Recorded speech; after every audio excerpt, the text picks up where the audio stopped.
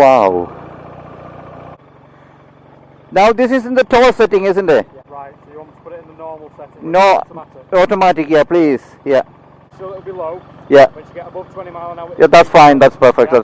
So I'll put the grips on and I'll just select that for you as well. That's perfect.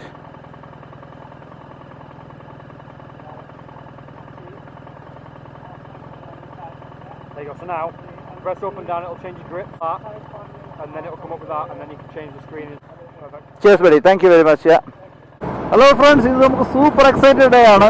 Look, ഞാനിന്ന് 1300 GS ഒന്ന് test ride ചെയ്യാണ്. Williams motor art മാഞ്ചസ്റ്ററിൽ നിന്ന് higher ചെയ്തതാണ് വണ്ടി.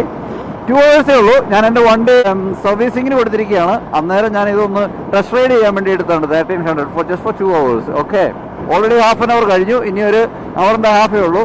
സാൻനാവ് fix ചെയ്യാനുള്ള സംഭവങ്ങളൊന്നും എൻ്റെ വണ്ടിയിൽ എല്ലാം എൻ്റെ വണ്ടിയിലാണ്. അതിനെപ്പറ്റി മാറ്റി പിടിപ്പിക്കണമായിരുന്നു. അതിനുള്ള സമയമില്ലാത്തതുകൊണ്ട് ഞാൻ ജസ്റ്റ് അറിയാവുന്ന വഴിക്കാണ് പോകുന്നത്. ഞാനൊരു about 30 miles away from Manchester. That's where I live in Liverpool. BMW മോട്ടോറാഡിൻ്റെ സാറ്റ്നാവ് കണക്ഷൻസ് ഉണ്ട്. ബട്ട് ഞാൻ ഉപയോഗിക്കുന്നത് ടോം റൈഡറാണ്. അത് കാരണം എനിക്കത് ഒരു ഇതേ കണക്ട് ചെയ്യാൻ പറ്റത്തില്ല.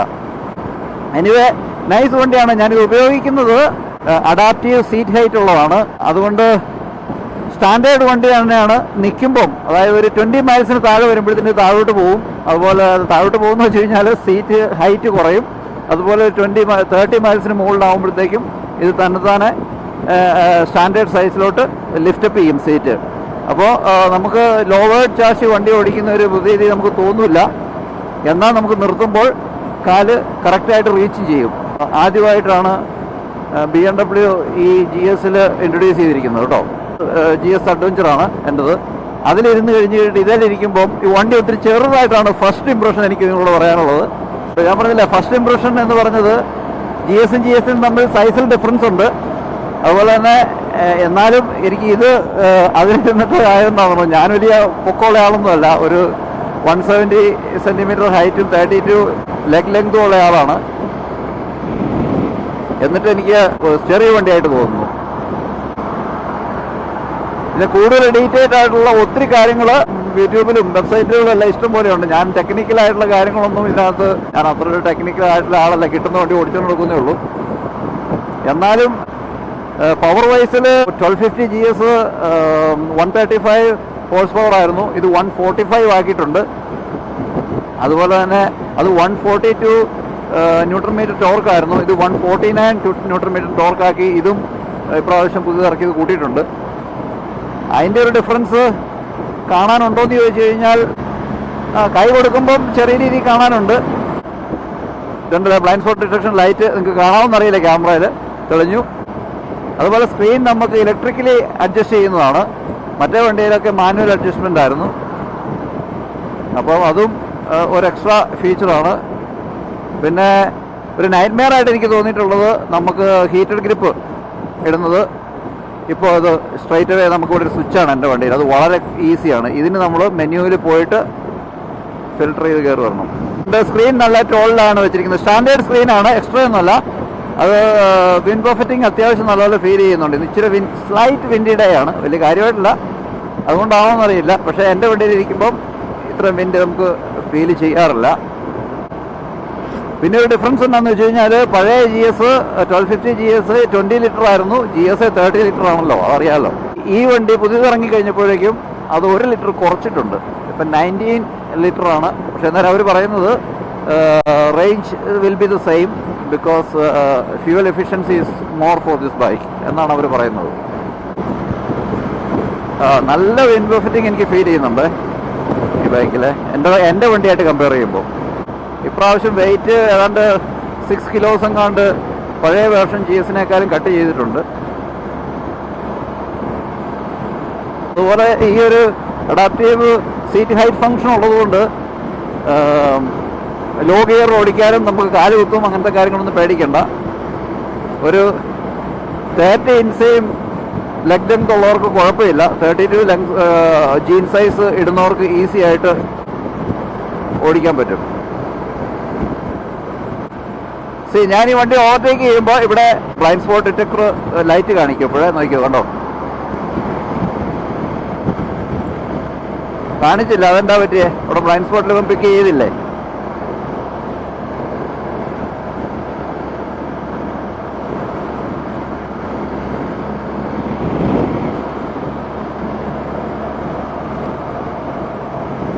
ക്യാമറ ഉണ്ട് ഇവിടെ, പോസ്റ്റിലിരിക്കണോ ക്യാമറ. ബ്രേക്കിംഗ് ഒക്കെ കുറച്ചും കൂടെ സ്മൂത്താണേ.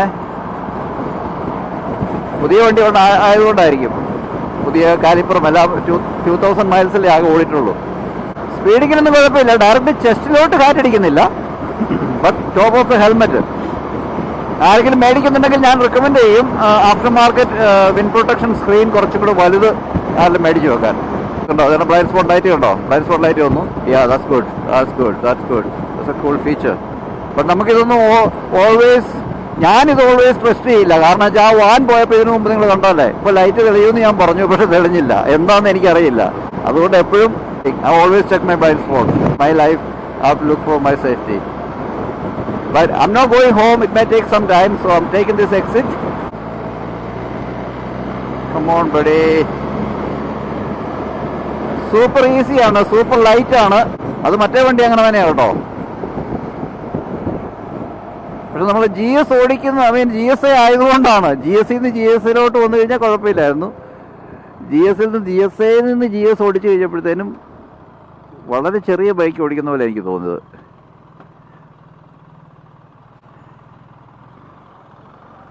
ഗിയർ ഷിഫ്റ്റിങ്ങിനൊന്നും വലിയ ഡിഫറൻസ് ഒന്നുമില്ല. എല്ലാവരും പറഞ്ഞ് സൂപ്പർ സ്മൂത്താന്നൊക്കെയാണ് ഞാൻ ഒത്തിരി ഇതിനകത്ത് കേട്ടത്.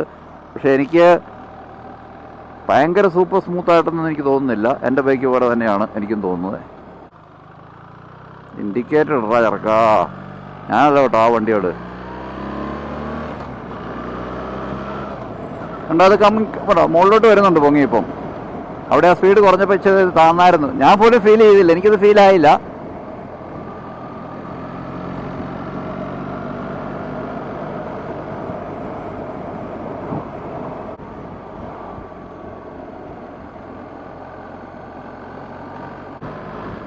ജസ്റ്റ് കൺട്രി സൈഡ് റോഡ് ഒന്ന് നോക്കാമല്ലോ എന്ന് ഓർത്തുകൊണ്ടാണ് കേട്ടോ ഇതിലേ കയറുന്നത്.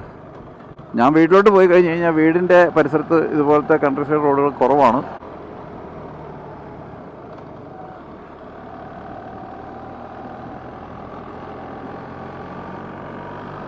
ഔട്ട്സൈഡ് അപ്പിയറൻസിൽ വലിയ വണ്ടി തന്നെയാണ്.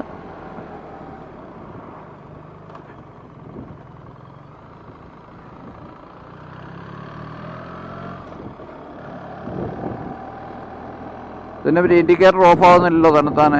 ആ ഫംഗ്ഷൻ ഓഫാണോ? ഓഫായി. ഇച്ചിരി സമയം കൂടുതൽ എടുക്കണു. ഈ മെനു ഡിക്ക് ചെയ്ത്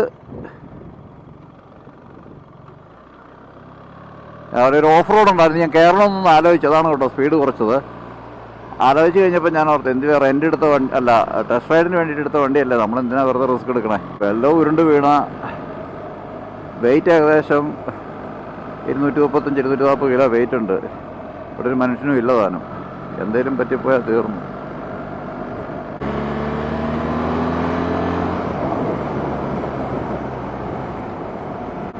എന്തോ പതിവ് ഒരു സാധനം ഞാൻ ആക്സിലേറ്റർ കൂടി കൊടുത്തപ്പോൾ RPM കൂടി ഇപ്പോൾ ഫ്ലാഷ് ചെയ്തു. അതൊരു ഫംഗ്ഷനാണ്. എന്താണെന്ന് എനിക്കറിയില്ല, അതിനെക്കുറിച്ച് ചോദിക്കേണ്ടി വരും. അപ്പോൾ ഞാൻ ലോ ഗിയർ RPM കൂട്ടി കൊടുത്തു കഴിഞ്ഞപ്പോഴത്തേക്കും സ്ക്രീനിലൊന്ന് ഫ്ലാഷ് ചെയ്തു. നിങ്ങൾ ക്യാമറയെ പിടിച്ചിട്ടുണ്ടോ എന്ന് എനിക്കറിയത്തില്ല. അത് മിക്കവാറും ഹൈ RPM വന്നതിൻ്റെ ആയിരിക്കും. Just above here.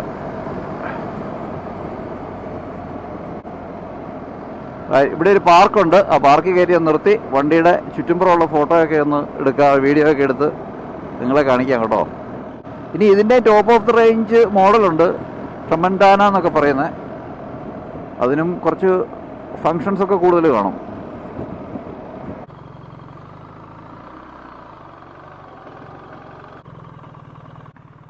ഈസി ആയിട്ട് എനിക്ക് ഫ്ലാറ്റ് ഫുട്ടാണ്, കുഴപ്പമൊന്നുമില്ല. രണ്ട് കാലും നിലത്ത് കൃത്യമായിട്ടെത്തും, എനിക്ക് ഒരു പ്രശ്നമില്ല. സൂപ്പർ. അത് കിൽ സ്വിച്ച് ഓട്ടോമാറ്റിക്കായിട്ട് താഴോട്ട് താന്നു പോകും. അപ്പോൾ ഇതാണ് നമ്മുടെ വണ്ടി. ട്രിപ്പിൾ ബ്ലാക്ക് ആണ്. എങ്ങനെയുണ്ട് കണ്ടിട്ട്? എല്ലാവർക്കും ഇഷ്ടപ്പെട്ടോ? എനിക്ക് വണ്ടി ലുക്ക് വൈസിൽ എനിക്ക് ഭയങ്കരമായിട്ട് ഇഷ്ടപ്പെട്ടു. ഉള്ളി തിങ് എനിക്ക് ഇഷ്ടപ്പെടാത്തത് എന്നാന്ന് വെച്ച് കഴിഞ്ഞാൽ ഈ സംഭവം ഇവിടെ ഫിറ്റ് ചെയ്തേക്കുന്നത്. അത് ആ ഒരു ഷേപ്പ് അവിടെ വന്നപ്പോൾ അതിൻ്റെ ഷേപ്പ് മാറിപ്പോയി, നെറ്റ് കൂടുതലുള്ളൊരു പ്രതീതി വന്നുപോയി. ഓക്കെ, അത് പിന്നെ കണ്ടു കഴിഞ്ഞാൽ ഏതെങ്കിലും വണ്ടിയായിട്ട് നിങ്ങൾക്ക് ഒരു സാദൃശ്യം തോന്നുന്നുണ്ടോ? ഹോണ്ട NT750 ഒരു വണ്ടിയിൽ, NT ആണോ എന്തെന്ന് തോന്നുന്നു, ഒരു ടാങ്കിനകത്ത് നമുക്ക് ഹെൽമെറ്റ് ഇറക്കി വെക്കാവുന്ന ആ ഒരു മോഡൽ വണ്ടിയോട് എനിക്കൊരു സാദൃശ്യം തോന്നുന്നുണ്ട്. പിന്നെ ഡിഫറൻസ് നോക്കിക്കഴിഞ്ഞ് കഴിഞ്ഞാൽ ഈ യൂണിറ്റ് കംപ്ലീറ്റ്ലി പോയി. ആ ഫങ്ഷൻസ് മുഴുവൻ ഈ 2 ഇൻഡിക്കേറ്ററിലാണ് ഇപ്പം സെറ്റ് ചെയ്തിരിക്കുന്നത്. ബാക്കി അവിടെ ഒരു empty ആയി. അത് പലർക്കും പല അഭിപ്രായങ്ങളാണ്. ചിലർക്കത് ഇഷ്ടമാണ്, ചിലർക്കത് ഇഷ്ടമല്ല. കാരണം ഇത് ചെറിയ മോഡലായതുകൊണ്ട് പ്ലീസ് BMW ബ്രിങ് ബാക്ക് എന്ന് പറയുന്ന വീഡിയോ വരെ ഞാൻ യൂട്യൂബിൽ കണ്ടിട്ടുണ്ട്. അതുപോലെ എക്സോസ് സിസ്റ്റം, ഇതിപ്പം വെച്ചിരിക്കുന്നത് അക്രപാവിക്കിൻ്റെ എക്സോസ് സിസ്റ്റമാണ്, എക്സ്പെൻസീവാണ്. അത് സ്റ്റാൻഡേർഡായിട്ട് BMW തന്നെ അവരുമായിട്ട് കൊളാബറേഷനിൽ ഇറക്കുന്നതാണ്. പിന്നെ ഞാൻ പറഞ്ഞില്ലേ, ഇതിനകത്ത് വേറെ സേഫ്റ്റി സിസ്റ്റംസ് വീണ് കഴിഞ്ഞാൽ സ്ക്രാച്ച് ആകാതിരിക്കാൻ വേണ്ടി ഉള്ള സംഗതി ഇതൊക്കെ ഉണ്ടെന്നോ, അതൊക്കെ റീപ്ലേസ് ചെയ്യാവുന്നതാണെന്നും അതൊക്കെ ഉള്ളൂ. പിന്നെ വേറെ ഇപ്പോൾ GS മോഡലാണല്ലോ, ഇത് റോഡ് വേർഷനാണ്. സ്റ്റാൻഡേർഡ് ടയറാണ് കിടക്കുന്നത്, റോഡ് ടയറാണ് കിടക്കുന്നത്. ഓഫ് റോഡൊക്കെ വേണമെങ്കിൽ മാറ്റേണ്ടി വരും. ഇതാണ് അപ്പോൾ ബൈക്ക്. ഷാഫ്റ്റ് ഡ്രൈവ് തന്നെ, യാതൊരു വ്യത്യാസവുമില്ല. BMWൻ്റെ കാലിപ്പറാണ് ബാക്കിൽ. പഴയ മോഡലിന് ബാക്കിൽ ബ്രംബോ ബ്രേക്ക് ആയിരുന്നു. ഫ്രണ്ടിലും BMW തന്നെയാണ് ഇപ്രാവശ്യം കൂടി കൊടുത്തേക്കുന്നത്. 2 disc as usual. So we are respecting such a big bike, we need to have 2 disc, right? Basically this is a bike. The low setting ulla seat height aanu, low setting il see catch cheyan pattum.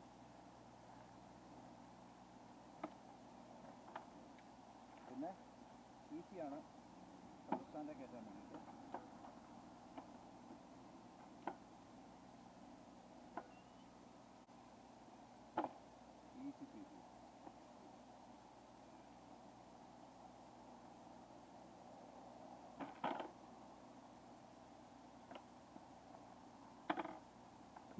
അപ്പോൾ നമ്മൾ ഇങ്ങോട്ട് വന്നു. ഇനി എനിക്ക് 45 minutes കൂടെ ഉള്ളൂ തിരിച്ച് അവിടെ ചെല്ലാൻ വേണ്ടിയിട്ട്. അപ്പോൾ ഒന്ന് കറങ്ങി അടിച്ച് തിരിച്ചു കൊണ്ട് കൊടുക്കാം. പേഴ്സണലി എനിക്കിഷ്ടപ്പെട്ട ബൈക്ക്.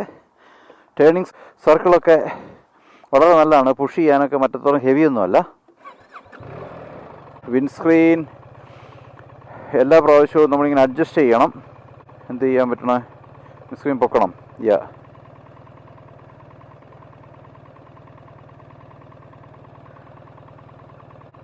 Right, okay. 70 മൈലൂടെ പോകാനുള്ള ഫ്യൂൽ ഉണ്ട് നമുക്ക്.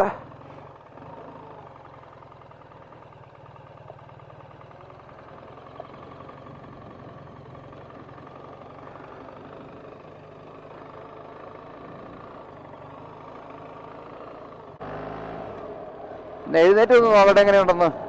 സെയിം മറ്റേ വണ്ടി പോലെ തന്നെയുള്ള ഫീലിങ്ങേ ഉള്ളൂ. എഴുന്നേറ്റ് നിൽക്കുമ്പോൾ നമുക്ക് തോന്നുന്നു. ഒത്തിരി ലൈറ്റ് വെയിറ്റ് ആണ്.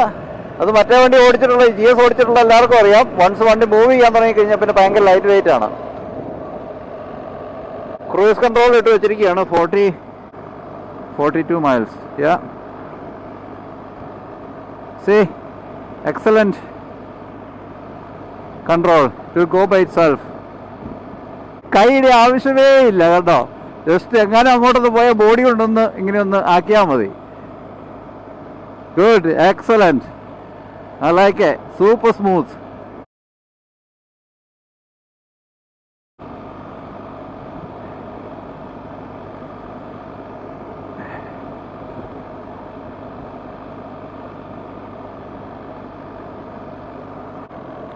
ഇപ്പോൾ സ്റ്റാൻഡേർഡ് ഹൈറ്റിലാണ് കേട്ടോ ഓടിക്കൊണ്ടിരിക്കുന്നത്.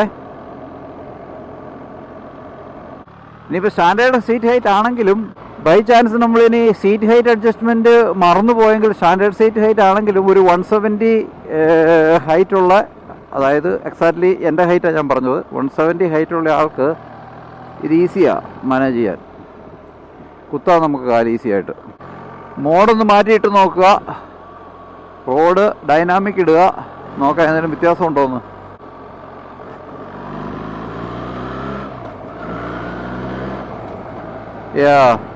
പിക്കപ്പിൽ ഒരിച്ചിരി വ്യത്യാസം കാണുന്നുണ്ട്.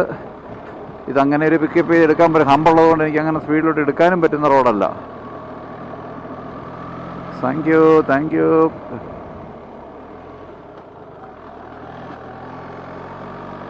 ഡൈനാമിക് പ്രോ എന്നാണ് അടുത്തത്.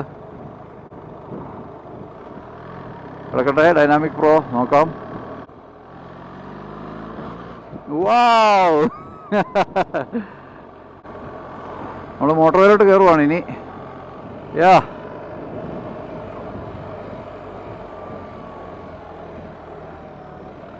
നല്ല സോഫയിൽ ഇരിക്കുന്ന പോലെ ഉണ്ട് കേട്ടോ. കട്ടറൊക്കെ ചാടുമ്പോഴത്തേക്ക് സോഫ്റ്റ് സസ്പെൻഷനിലാണ് വെച്ചിരിക്കുന്നതെന്ന് തോന്നുന്നു. Right, we are straight going back to Manchester motor road.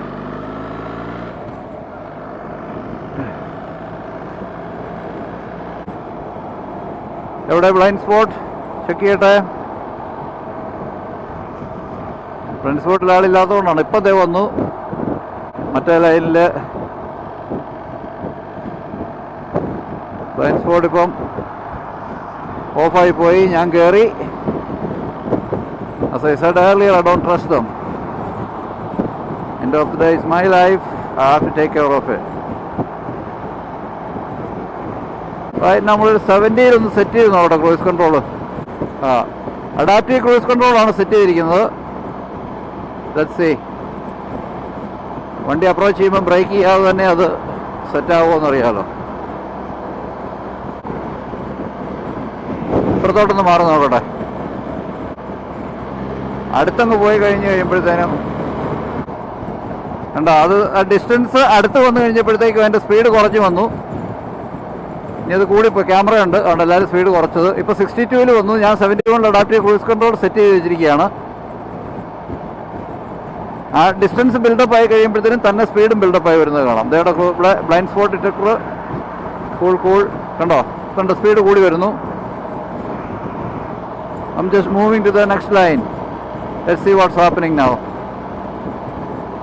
Yeah, it's back to 70. 71. Right. But ഈ ഫംഗ്ഷൻ ഞാൻ മുമ്പ് RT 1250 ചെക്ക് ചെയ്തിട്ടുള്ളതാണ്. I'm happy with that one. So let's cancel that.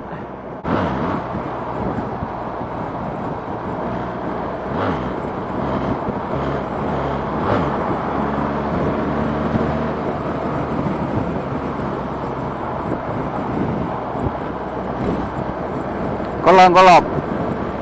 ആ ഡൈനാമിക് പ്രോയിലാകുമ്പോഴും നല്ല ആ കൈ കൊടുക്കുമ്പോൾ ആ ഒരു എടുത്തിയാട്ടം ഉണ്ടല്ലോ, അത് നല്ലപോലെ ഫീൽ ചെയ്യുക ഇതിന് കേട്ടോ. ക്യാമറ ഉള്ളതുകൊണ്ട് നമുക്ക് കണ്ടമാനം കൊടുത്ത് പോകാനും പറ്റില്ല. വേണ്ടിയിരിക്കണേ ക്യാമറ വേറൊന്നും. ബ്രേക്ക് നല്ല സൂപ്പറാണ് കേട്ടോ. Everything is fine. It's all about once you get used to the bike, you're fine. ഇപ്പം എനിക്കങ്ങനെ ഒരു തോന്നുന്നില്ല, എങ്കിലും ചെറിയ ബൈക്കാന്നുള്ളൊരു പ്രതീതി തോന്നുന്നുണ്ട്. പവർ വൈസിൽ ഐ എം ഹാപ്പി. അതുപോലെ വെതർ പ്രൊട്ടക്ഷൻ വൈസിലും എൻ്റെ ബൈക്കേ ഞാൻ പ്രിഫർ ചെയ്യുള്ളൂ. നല്ല ഹെവി റൈൻ വന്നിട്ടും എൻ്റെ ജസ്റ്റ് ഹെൽമെറ്റ് അല്ലാതാണെങ്കിൽ ചെസ്റ്റ് ഒന്നും നനഞ്ഞു പോലും ഇല്ല എൻ്റെ വണ്ടിയിൽ. ഈ സ്കോട്ട്ലൻഡ് ട്രിപ്പിന് പോയിട്ട് വന്നപ്പോൾ കൊള്ളാം. കുറച്ചും കൂടെ ഹാൻഡിൽ ചെയ്യാൻ ഈസിയാണ് കേട്ടോ ഈ ബൈക്ക്. അതുപോലെ ഇവിടെ ഒരു എക്സ്ട്രാ ബിറ്റായിട്ട് ഈ ഒരു ഗ്ലാസ് പീസുകൾ വന്നിട്ടുണ്ട്. ഗ്ലാസ് അല്ല, ഈ ഫൈബർ ഗ്ലാസ് പീസ് വന്നിട്ടുണ്ട് 2 എണ്ണം. അത് കുറച്ച് വിൻഡ് നമ്മളെ ചെസ്റ്റ് ലെവലിലോട്ടുള്ളത് ബ്ലോക്ക് ചെയ്ത് കളയും. എപ്പോഴും അടുത്തൊരു ജനറേഷൻ ഇറങ്ങുമ്പം ഇതിന് മുമ്പത്തെ ജനറേഷൻസിൻ്റെ കോൺസ് ആൻഡ് കോൺസ് നോക്കിയിട്ടല്ലേ അവർ ഇറക്കുള്ളൂ. അതുപോലെ ഒത്തിരി പേര് പറയുന്നുണ്ടായിരുന്നു ഇതിന് മുമ്പത്തെ GS-ന് ഈ ഏരിയയിൽ നിന്ന് വെള്ളം നല്ല മഴയത്ത് വെള്ളം ഫിൽട്ടർ ചെയ്ത് അടിച്ച് കയറുമെന്ന്. പക്ഷേ എനിക്കിതുവരെ അത് എക്സ്പീരിയൻസ് ചെയ്തിട്ടില്ല. ഞാൻ നല്ല മഴയിലും വെള്ളത്തിൽ കൂടെ ഒക്കെ ഓടിച്ചിട്ടുണ്ട്. പക്ഷെ എനിക്കിതുവരെ അതൊരു എക്സ്പീരിയൻസ് ചെയ്തിട്ടില്ല. ഞാൻ വലിയ മഡ്ഗാർഡ് എക്സ്റ്റൻഷൻ വെച്ചിട്ടുള്ളതുകൊണ്ടാണോ എന്ന് എനിക്ക് സംശയമുണ്ട്. ആയിരിക്കും മിക്കവാറും. പിന്നെ സിറ്റിംഗ് വൈസിൽ ഒരു എക്സാക്ട്ലി സെയിം ആണ്, വലിയ വ്യത്യാസമൊന്നുമില്ല. ക്യാമറ അടുത്ത് പിന്നെ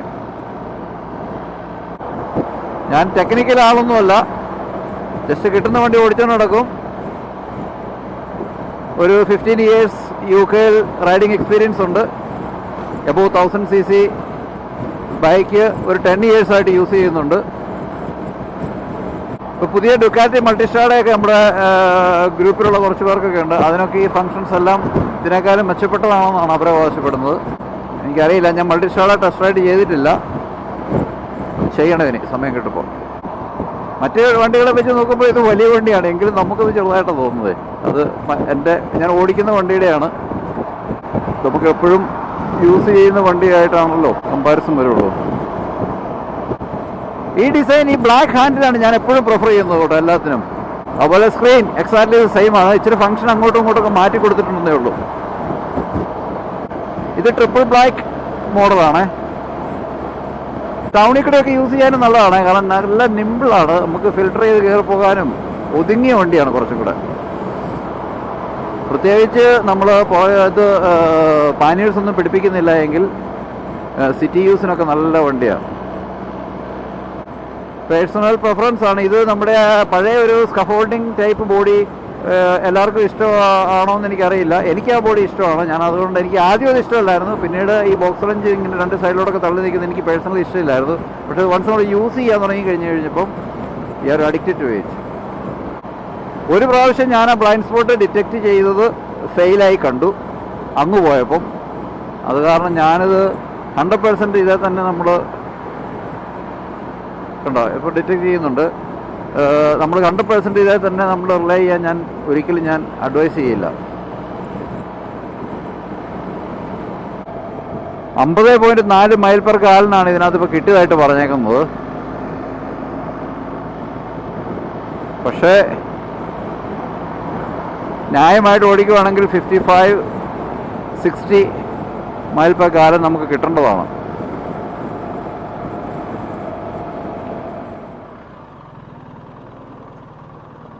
കണ്ടോ, താന്നു വന്നു. അത് കാരണം നമുക്ക് നിർത്താൻ. ഇത് ഇനി മിക്കവാറും ഇതിനകത്ത് ഇനിയും താത്താനുള്ള ഫംഗ്ഷൻ കാണുമല്ലോ. ചാഷി ലോവേഡ് കാണും എന്നാണേലും. അങ്ങനെയാണെന്നുണ്ടെങ്കിൽ കുറച്ചും കൂടെ പൊക്കം കുറഞ്ഞവർക്കും ഓടിക്കാൻ പറ്റും. In conclusion, I like the bike. GSC look നമ്മൾ ഇതിനി എല്ലാവരും ഒന്ന് കണ്ടു വരണം. അതാണ് ഇതൊരിപ്പോൾ ഒരു GS ലുക്ക് അങ്ങ് അക്സെപ്റ്റ് ആയി വരുന്നേ ഉള്ളൂ ആൾക്കാർ. Personally I prefer the shape of my bike. Gear system changing അങ്ങനത്തെ കാര്യങ്ങളും സ്മൂത്ത്നെസ് കാര്യങ്ങളൊന്നും എനിക്കൊരു ഡിഫറൻസും ഫീൽ ചെയ്യുന്നില്ല. ടാങ്ക് റിസർവിലെത്തിയെന്ന് പറഞ്ഞ് കാണിക്കുന്നുണ്ട്. Okay, that's fine. ഇച്ചിരി ഷോർട്ടർ ബ്രേക്ക് ആൻഡ് ക്ലച്ച് ലിവറാണ് ഇതിന് കൊടുത്തിരിക്കുന്നത്.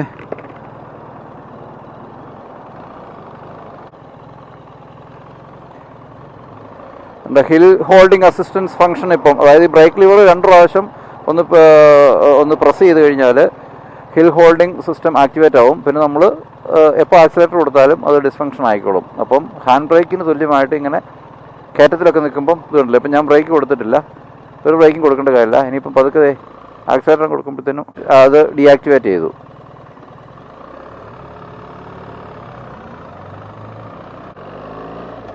ഒരു നോർമൽ റൈഡറിന് ഈ ബൈക്കുകളെല്ലാം ഒരുപോലെ, നോർമൽ അല്ലാത്ത അതിൻ്റെ ഓരോ കോർണറും ചെക്ക് ചെയ്യുന്നവർക്ക് അതിൻ്റെ ഡിഫറൻസുകളും കാര്യങ്ങളൊക്കെ അറിയാൻ പറ്റും. എന്നെ സംബന്ധിച്ചിടത്തോളം നമ്മൾ ഏത് ബൈക്ക് കിട്ടിയാലും ഓടിക്കും. But I am happy with BMW.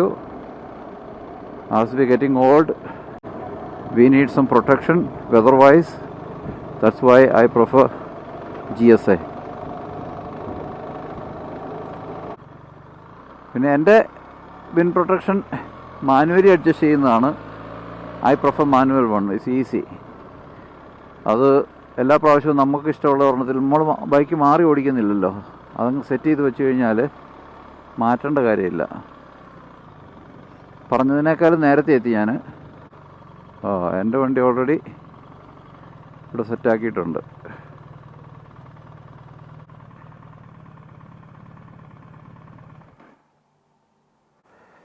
അപ്പോൾ thank you very much.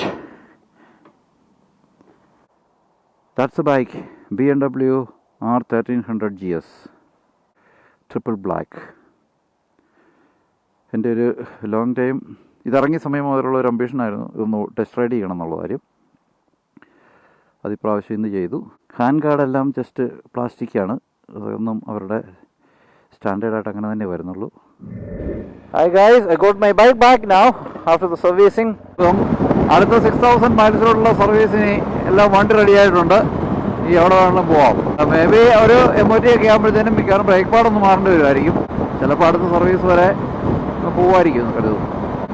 Nice customer service ആണ് അവരുടെ. അപ്പോൾ അടുത്ത വീഡിയോ വരുന്നത് വരെ see you, bye bye, goodbye.